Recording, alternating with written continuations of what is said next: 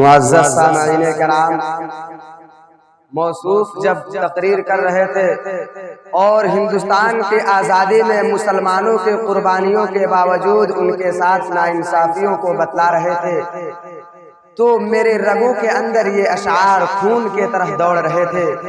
کہ ابھی تک پاؤں سے چمٹی ہیں زنجیریں غلامی کی،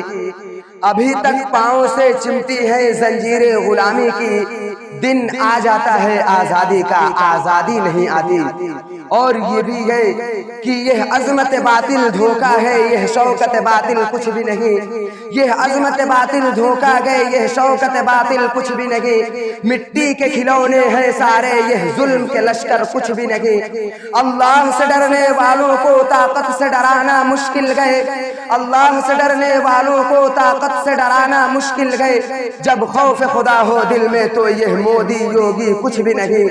اسلام اگر دستور نہیں، قرآن اگر منشور نہیں، اسلام اگر دستور نہیں، قرآن اگر منشور نہیں، پھر افسوس ہے اس آزادی پر، یہ ملک و ملت کچھ بھی نہیں۔ حضرات،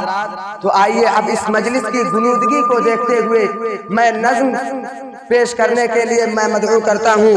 محمد بادِ صبا کو کہ وہ آئیں اور مجلس کے اندر سے غنودگی کو ختم کریں۔